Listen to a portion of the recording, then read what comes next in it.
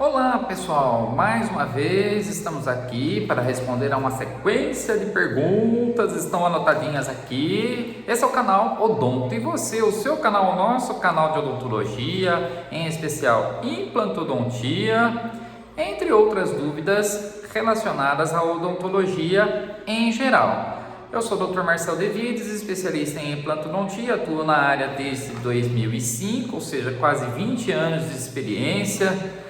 Atuo também com clínica geral, faço estética, clareamentos, faceta, lente, harmonização facial, toxina botulínica, preenchimento com ácido hialurônico, entre outros procedimentos, com exceção de ortodontia e endodontia de molares. Pessoal, vamos à primeira questão, essa sim ligada à minha especialidade.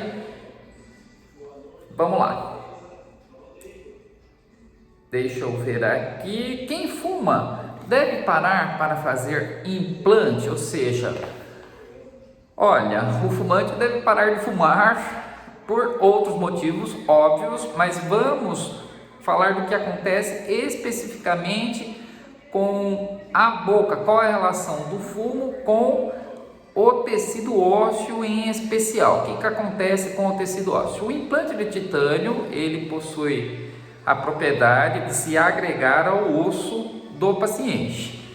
No caso do fumante, essa agregação ela se torna prejudicada. Por quê? O que nutre o implante, o titânio, é sangue.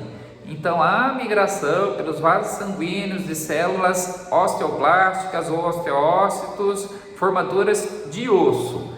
A esse fenômeno, a agregação que se dá com o implante em função, ou seja, com o dente já pronto sobre o implante, a esse nome se dá o fenômeno da osseo-integração. Então, a osseo-integração, justamente por falta de nutrição óssea, em razão do fumo, é uma consequência que prejudica o implante. Então, os fumantes têm mais chance de perda do implante em comparação com o não fumante, por essa razão muito simples. E diante da cirurgia para implantes, não significa que está totalmente contraindicada, mas deve, obviamente, se não parar, pelo menos diminuir o hábito antes e depois da cirurgia, para que tenha um pouco mais de segurança e não prejudique a osseo-integração. Então é isso, pessoal, de forma mais clara. Fumante, claro, tem os seus riscos aumentados em comparação com não fumantes, quando se faz uma cirurgia para a colocação do implante. Vamos à segunda pergunta. Sempre precisa extrair os dentes do siso? Não, em algumas situações não é necessário. Há cirurgias preventivas e há cirurgias curativas, ou seja, aquelas para evitar males maiores, desde que o paciente esteja preparado, ou seja, o diabético e hipertenso descompensados, por exemplo, não podem se submeter a uma cirurgia de extração de dente siso em hipótese alguma, deve estar compensado para passar por essa cirurgia. Então, essas condições gerais e as condições locais. Então, quando estão bem rompidos, nasceram, não há prejuízo da oclusão, os dentes do siso normalmente não são extraídos. Agora, quando podem prejudicar tecidos, dentes vizinhos, quando estiver incluso, provocando dor, edema, entre outros malefícios, aí sim, se os benefícios forem maiores que os malefícios, os dentes do siso devem ser extraídos. E os dentes do siso, pessoal, são extraídos na maioria dos casos. Raras as pessoas, os pacientes que não necessitam da extração do dente do siso. E é importante que se extraia até os 25, 26 anos de idade, porque à medida que o tempo vai passando, vai ficando cada vez mais difícil dos dentes serem extraídos. Outra pergunta. Meus dentes são fracos porque tomei muito antibiótico quando criança. Essa é uma pergunta, uma observação que no dia a dia eu já ouvi de muitos pacientes.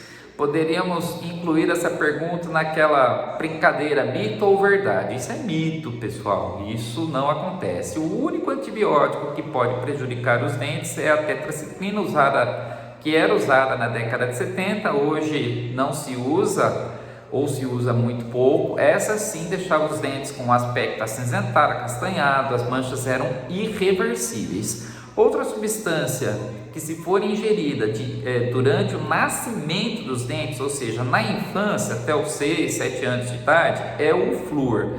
Se ingerida em excesso, por exemplo, a pasta de dente não pode ser deglutida pela criança, deve-se usar uma pasta de dente sem flúor e sempre sob a supervisão dos pais.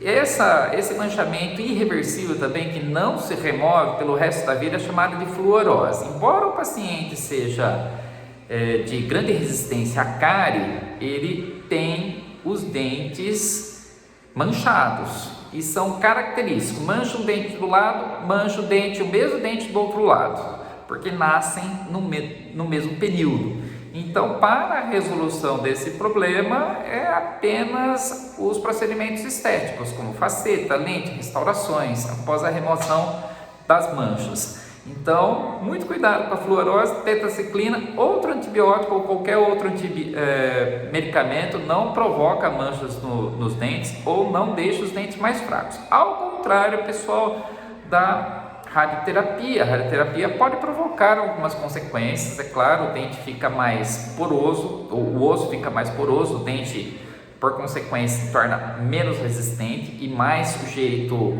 às fraturas, fica mais friável. Há medicamentos que provocam a xerostomia, assim como a radioterapia provoca também a falta de salivação, a diminuição do fluxo salivar.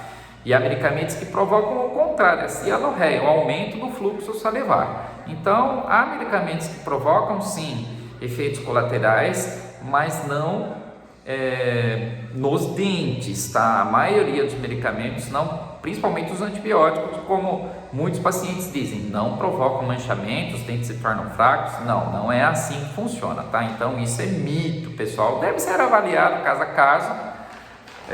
Mas na maioria das vezes, 99% das vezes, isso é mito, pessoal. Até que idade o paciente pode fazer implante? Aqui estamos diante de uma outra crença. A idade não é impeditiva para a realização do implante. Tenho pacientes aqui com 94 anos de idade, fizeram um implante com 89, pessoal, sem problema algum, e tinha osso à vontade, parecia osso de meninas de 18, 25 anos. Então, isso é relativo, na verdade não é impedimento a idade. O que é impedimento, sim, as condições gerais, se o paciente passou por radioterapia, se toma um medicamento como alendronato para a osteoporose, aí a contraindicação pode ser absoluta, mas a idade não tem problema algum. Pacientes com idade avançada, mas que estejam em bom estado de saúde, podem fazer o implante sem problema algum, pessoal, tá bem? E vamos à última questão do dia, de quantos implantes preciso para fazer um protocolo. Isso depende do arco dentário do paciente. Se for um arco largo, precisa de mais implantes para sustentar um protocolo.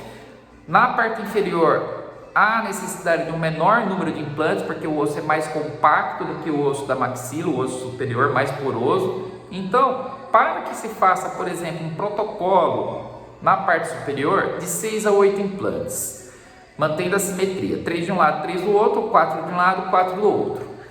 Na região inferior, com 6 implantes, 5 ou 6 implantes, eu consigo fazer um protocolo. Muitas vezes, se o arco for estreito, com 4 implantes, 2 de um lado, 2 do outro, eu consigo fazer um protocolo. E aí depende da avaliação. Há protocolos em que se colocam 5 implantes na região anterior do mento, ou 6 implantes, 1 de cada lado na região posterior, 4 na região anterior. Ao contrário da maxila, que eu dou preferência para que os implantes sejam distribuídos ao longo da arcada, porque se trata de um osso mais poroso. Então, melhor distribuição das cargas, melhor sustentabilidade, melhor longevidade, por consequência, do protocolo. Pessoal, só não se deve fazer um protocolo, por exemplo, de 2 ou 3 implantes, porque aí não haverá carga que sustente, né? Como se compara, como fazemos uma comparação com os alicerces de uma casa. Quanto mais sustentáculo, quanto mais maior o número de alicerces, maior a resistência às cargas mastigatórias e aí a durabilidade do protocolo será maior. Certo, pessoal? Até a próxima. Se inscreva no canal, ative as notificações, clique aí no sininho, dê o seu joinha, mande as suas perguntas, siga no Instagram, participe conosco aqui do Estúdio Bucal, que eu estarei pronto para responder as suas perguntas. Até a próxima.